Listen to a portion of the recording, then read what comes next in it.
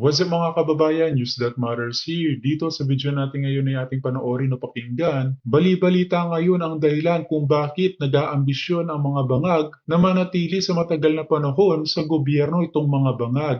Paano ba naman kasi ang sistema mga kababayan kailangan nila di umanong maupo, no? 18 years from now para makuha ang mga frozen assets na mayroon sila sa ibang bansa. Grabe naman yan. Na kanilang plano pagkatapos di umano ng 6 years na pagkakaupo ni Bongit, susunod naman itong si Tambalos, di 12 years na yon. At isusunod naman itong anak niya na si Sandro Marcos. Grabe naman yan, 18 years mga kababayan na pagkakaluklok ng mga bangag bago makuha di umano ang frozen assets o mga bangko na mayroon sila. At kapag nangyari yun, ang ekonomiya naman natin ang madadali sapagkat nilugmok na sa kahirapan at kautangan ang ating bansa. At panigurado, once na nakuha nila ang frozen banks at mga assets na meron sila, tatakbo na ang mga yan pa ibang bansa at buhay hayahay na lang sila. Hay nako, gaano kaya katotoo to mga kababayan. Pero bagong lahat, huwag niyo po sana kalimutang mag-like at subscribe para updated ka sa mga uploads ko araw-araw. At yun na nga no mga kababayan, tunay na nakakawindangang ang balitang ito kung bakit ganun na lamang ang pamumulitikang ginagawa nila sa mga Duterte na talagang inuuna nila ang kanilang mga personal na interes kaysa sa mga kailangan ng mga ordinaryong mamamayan. Kung kaya naman hindi ko na patatagalin pa, ito na ang buong video. Congressman Ungab. Sabi nga dito yung malalim daw na statement. Di ba last, I think Friday, yung nagbigay ng media presser po si VP Sara, na sabi niya, God save the Philippines. Sabi po ni Congressman Ungab, malalim nga daw yung statement na God save the Philippines si Vice President Sara Duterte. At halataan niya na iniisip ng pangalawang Pangulo, unlike others, ang kapakanan ng Pilipinas sa kabila ng kaguluhan sa politika. At kung babalikan nga naman sa, di ba, sa mga unang pahayag pa po ni VP Sara, sabi niya, kinokonsidera niya, parang seryoso niyang ikinokonsidera ang pagtakbo sa 2028 presidential elections. Dahilan niya doon yung mga nakikita niya sa bayan na dapat ayusin at dapat baguhin. And di ba nga po, Master Jay, sabi niya, kailangan din, sabi pa ni VP Sara na kailangan din niya magiging competitive na ang Pilipinas sa buong mundo dahil napag-iwanan ng bansa. Kasi mapapansin natin, di ba, no, Kapartner Carla, Master Jay, na palaging number 1 ang Pilipinas sa mga negatibong bagay. Di ba nga po? Yes. Oo. Yes, mga partners. Kasi ito dalawang bagay yon. Napahiya sila, tapos napahiya sila, and at the same time, medyo natakot din sila. Kasi alam naman natin na kaya nila ginagawa ito dahil napakalakas talagang kalaban si VP Sara Duterte. Biruin mo, no, na 3 taon na nilang binibira si VP Sara Duterte, hanggang ngayon nakatayo pa rin. Pinagtutulungan nila. Buong gobyerno na ata kalaban ni VP Sara Duterte. Exactly. Buong gobyerno na. Pero nananatiling nakatayo pa rin si VP Sara Duterte. At alam nyo mga partners, pag nalagpasan ni VP Sara Duterte lahat ng problemang ito, siya na ang pinakamatatag na politiko sa Pilipinas na pinagtulong-tulungan pero nakasurvive. Yun ang nakikita ko dito. Sa bandang huli, si VP Sara Duterte ang papalakpakan. Dahil kung nakikita naman natin ang reaksyon ng taong bayan na kung paanong pamumulitika ang ginagawa sa kanya, mga partner, mula umpisa. At kunin natin yung sinabi niya. Kaya sila galit na galit sa akin dahil hindi tayo sumusunod sa mga gusto nila. Yun ang sinabi ni VP Sara Duterte. Na totoo naman, na itong gobyerno na ito, ni Marcos, kapag hindi ka sumunod, like you guys, and SM9 KOJC, tanggal franchise. alam ko yun, from the very beginning and up until the end, alam ko istorya yan, but I'm not the right person para magkwento niyan. Pero alam ko kung gaanong panggigipit ang ginawa sa inyo at kasama kami dyan ng mga banateros ng isang buwan. So now, doon pa lang makikita na natin yung mga first time in the history of the politics in the Philippines, mga kababayan, mga partners. Ito yung unang nangyayari sa Pilipinas, yung pagmahal ng kamatis, pagmahal ng asukal, pagmahal ng sibuyas, pagmahal ng sili. Yan po ay first time sa history ng Philippine politics na nangyayari dito sa ating bansa. Pati na itong first time in the history in the world na isang gobyerno pinakialaman ang isang bahay dalanginan, yung Kingdom of Jesus Christ, yung sa inyo dyan sa Davao. Fact yan. Sa buong mundo, dito lang sa Pilipinas, unang nangyari yan. At hindi lang yan, marami pa. Yung mga politiko na hindi sumusunod sa kanila, tinatanggal nila, sinususpindi nila, yun ang kaya nilang gawin. Doon sila nakapokus. Kasi nga, hindi nila kayang solusyonan yung tunay na problema na idinadaing ng ating mga kababayan. Bagkos, ang ginagawa nila, kung paano sila tatagal sa kapangyarihan, kung paano nila makukuha yung kanilang mga tagong yaman, na hindi natin alam kung saan-saan, mga partners. Ayun. At sabi nga ni Davao City 3rd District Representative Isidro Ungab, no, Master Judea, ka-partner Carla, ginagawa naman daw to ng mga kongresista, hindi for free. Kasi itong mga ginagawa like impeachment daw ni VP Sara. 'Di ba? May kapalit nga daw. Although sa medyo dulo na siya sinabi ni Congressman Ungab, Master Judea, ka-partner Carla, may kapalit nga daw. 'Di ba? Sinabi nga 150 billion pesos ang matatanggap nila na kapalit kung pipirma sila doon sa impeachment complaint. May 'di ba 215, I think nadagdagan pa po siya 239 na ata ng mga congressman ang 'di ba? Master Judea. Alam mo 'yun, pera-pera lang talaga. At kung iisipin mo, itong mga congressman din na nagsipirmahan, although kung nasa 18th Congress sila under or yung sa underpass administration ni Pangulong Rodrigo Duterte, makikita mo close sila kay VP Sara, kay tapos ngayon biglang cambio. Parang ganun, 'di ba? So, you may see parang hindi talaga stable ang Philippines with regards to that. Nga naman Master Judea, no? Masasabi mo na parang hindi na focus yung good governance sa isang bansa kasi pera-pera nga naman talaga. Yes, and these are planned. Planado na nila ito. Dati, they're testing the waters through the Makakaliwa, the Makabayan Bloc, di ba? Nag-retaliate yung mga tao dahil Makabayan Bloc, sila pa yung magiging bida para pag-impeach kay VP Sara Duterte. Mula noon, pinagplanuhan na nila kung paano talaga i-impeach si VP Sara na hindi masasaktan yung mga tao. Okay? Pero, sabi ko nga, mga no-brainer sila eh. Mga no-brainer sila, hindi katulad noong panahon ni Pangulong Duterte, mga bright talaga yung nasa gobyerno ni Pangulong Duterte, yung mga cabinet secretary and all that. And now, katulad daw sinasabi ni Congressman Ungab, no? Bubalikan muna natin yung umpisa sinasabi, the economy, kalagayan ng ating bansa, at kung ano ang nangyayari sa ating bansa ngayon. That's a manifestation of what leaders we have as of the moment. Oh, yun. Dahil etong mga politiko natin, etong mga leader natin sa bansa, ang pinofokusan nila kung paano mapapabagsak yung kanilang mga kritiko, paano mapapabagsak yung magiging kalaban nila sa 2028 presidential election. Because I don't know kasi ito sabi-sabi lang naman, na yung frozen assets daw nila ay makukuha nila 18 years. In 18 years from the time that President Bongbong Marcos sat in Malacanang. So 18 years from that time. So tatlong presidente pa ang dadaan bago nila makuha. Siguro, siya muna, Martin Romualdez, tapos susunod, pamilya pa ulit nila, tapos isa pa, then yun makukuha nila yung mga frozen assets. Yun ang kwento-kwentuhan sa mga kapi-kapihan at kahit yung mga analyst natin nagsasabi na parang yun nga ang nakikita nilang dahilan kung bakit kapit na kapit sa kapangyarihan itong mga itong mga loko-loko na ito. So, ibig sabihin, yun pala ang goal, mga kababayan, kung bakit nag-aambisyon ng mga ito na maupo sila sa matagal na panahon. Grabe naman yan. Anong gagawin nila? Ilulugmok nila ang bansang Pilipinas sa mga ginagawa nilang pangurakot. Hindi na tayo matutulad sa mga bansang bagsak ang ekonomiya kapag nagkataon. Saka, sa akin, nakikita ko dito, yung sinasabi ni Kong Ungab na may kapalit, yung mga kongresista na mismo pumirma ang nagsabi, 'di ba? Doon pa lang sa mga statements nila, mahahalata mo na yan nga sinasabi natin, lagi sa kasabihan na ang isda sa bibig lagi nahuhuli. Yun huli sila. And even Bongbong Marcos Jr., kahit anong pagtatakip ang gawin niya, hindi pa rin may kakaila na may hand siya sa pag-i-impeach kay VP Sara Duterte if you're going to base it on the things that he's saying during may press conference siya. Nangigibabaw pa rin yung kanyang kagustuhan na may pa-impeach talaga si VP Sara Duterte. Yun talaga ang plano nila para easy sa kanila na maipanalo yung 2028 election.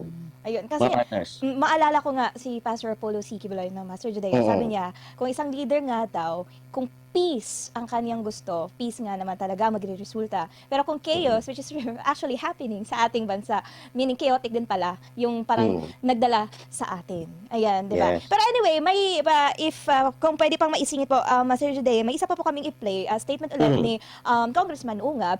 Isa-isa niya na ito daw kasing impeachment kay VP Sara, hindi talaga siya magpa-prosper. Bakit? Last week is yung huling session nila. Thursday siya, I think, di ba, parang Thursday nangyari yung impeachment na i-transmit nila sa Senado and babalik sila sa June 2. But sa June 13 po kasi, Master Judea, doon na kasi yung kapartner Carla, tuluyan na din kasi mag-adjourn ang 19th Congress. So inisa-isa niya na diversion, halatang diversion, nga naman talaga itong ginagawa nila. Ayun, Master Judea. Minsan na mapapaisip ako kung pinag-iisipan nga ba talaga nila yung mga pinaggagawa nila or para may masabi lang na may nagawa sila. Parang gano'n. And kapartner Carla? Go Si ahead po. si partner Carla, pagsalitain natin baka magtampo to, hindi natin pagsasalita. Just to give an update lang po, Master okay na. Ayan, just to give an update lang po, Master Judea, no, kasi kani-kanina lang, naglabas na din ng statement si Senate President Cheese Escudero regarding dun sa impeachment trial laban kay Vice President Duterte na magsisimula pagkatapos ng SONA ngayong taon, 2025. So ano po yung masasabi mo o reaction mo dito, Master Judea? Sa akin tama, kanina from the beginning of our program, sinabi ko na these are all diversionary tactics to.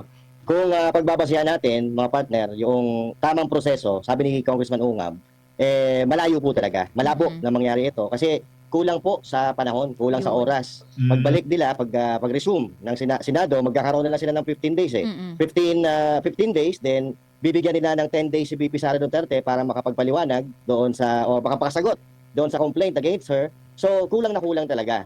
Pero alam mo, naman itong mga ito, nakakagawa ito ng paraan para sa kanilang masamang mga balak. They are going to do whatever it takes to get what they want by hook or by crook. So, gagawa sila ng paraan. Pero mag-iingat sila sa kanilang mga galawan dahil nakabantay tayo at ang taong bayan, mga partners. Yes.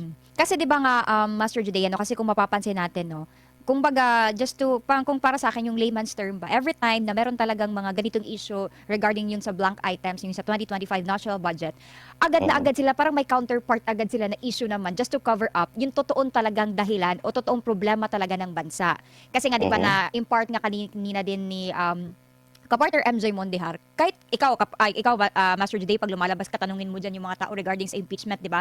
Sinasabi na, ay wala yan, walang ganyan. Kasi nga, hindi talaga yun yung gusto nilang sanang may solusyon. Kasi yung pinaka-major problem talaga na dapat solusyonan, lalo na ngayon sa bansa natin, especially number one, Master Juday, yung kagutuman. Yun, di ba? Yun talaga yung pinaka-main talaga na gusto sanang bigyang solusyon ng taong bayan. And alam mo ba, Master Judea, meron din kaming nakakausap din, no, outside din ng mga kababayan natin na regarding dito sa mga nangyayari sa ating bansa.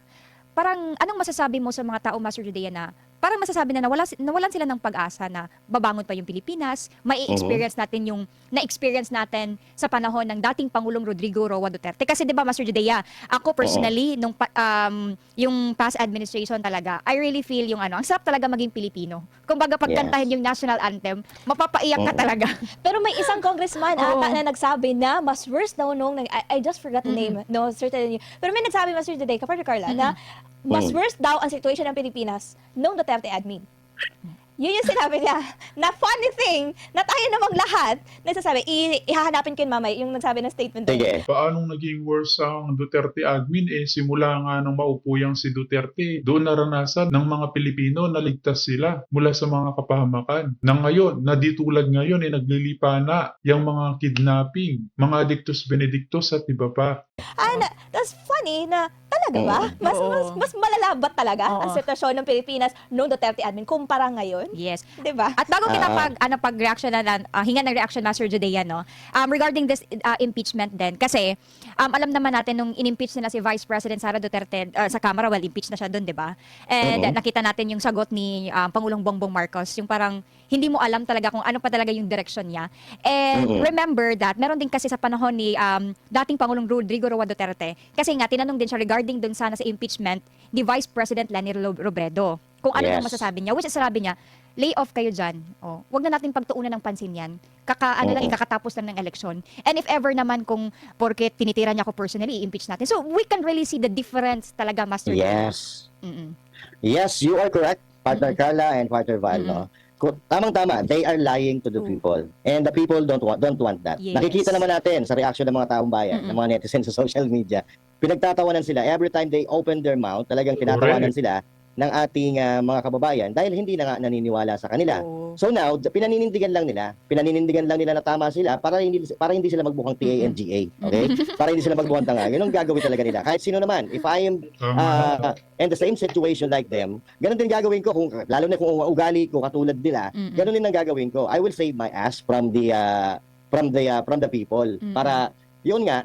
At ito, na ginagawa nila, may posibilidad na mangyari ito.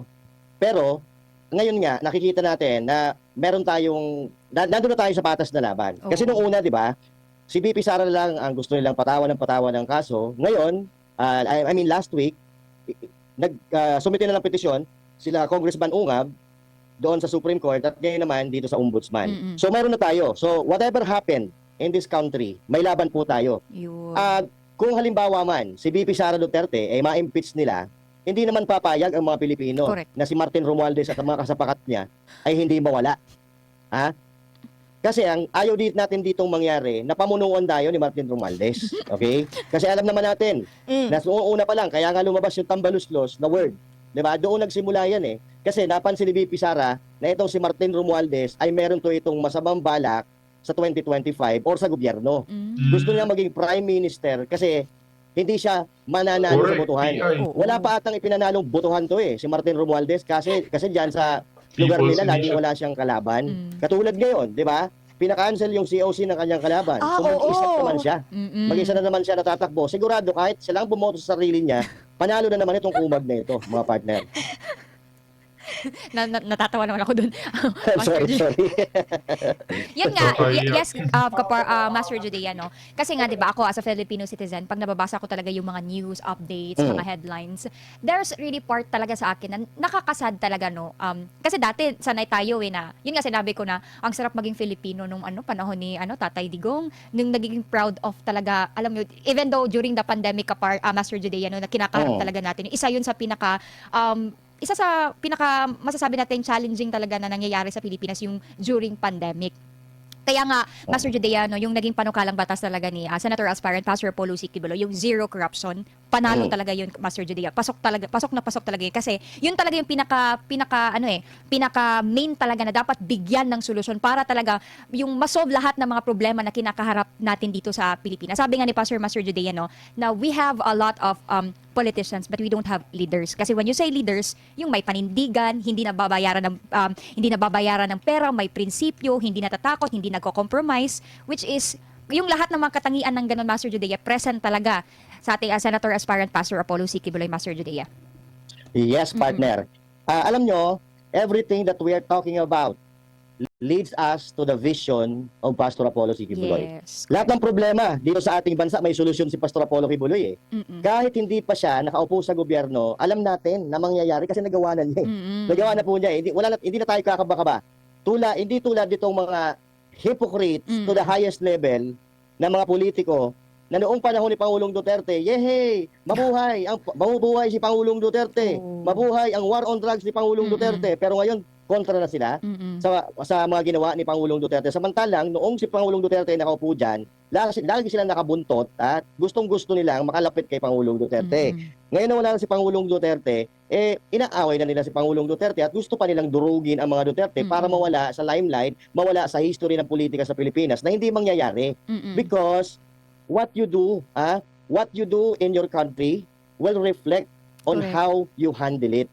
And PRRD handled it very well. No matter how these hypocrites will say, naramdaman natin kung paano pinangalagaan ni Pangulong Duterte ang Pilipinas, yung kaban ng bayan, yung mga maralitang Pilipino, lahat-lahat na. Okay, there's no perfect government, but at least during the President Duterte's administration, we felt that we are safe. We felt we are proud to be a Filipino. At kaya natin ipagmalaki sa buong mundo na tayo ay Pilipino dahil gusto ngang hiramin ng mga taga-ibang bansa si PRRD na Correct. kahit isang linggo. So now, Ecuador ba yung Mexico? Mga Latin America yun eh. di ba partner? So ngayon, etong gusto nating ipahiram, bakit walang gustong humiram? Gusto na kunin nila yan sa kanila na, di ho ba? But Wag na ang gusto ko lang sabihin, mga partners, no? Mga hipokrito talaga itong mga politiko. Karamihan sa mga politiko ngayon. Even yung mga bulag din, yung mga nagbubulag-bulagan pa ng mga kababayan natin, na alam naman natin na alam nila kung ano ang nangyayari sa bansa, natatakot lang sila na mapahiya. Ako, ang gusto kong payo sa ating mga kababayan, hindi kayo mapapahiya. Kung aminin niyo, nagkamali kayo ng binoto ninyo, hindi kayo mapapahiya. Marami na ang gumawa niyan.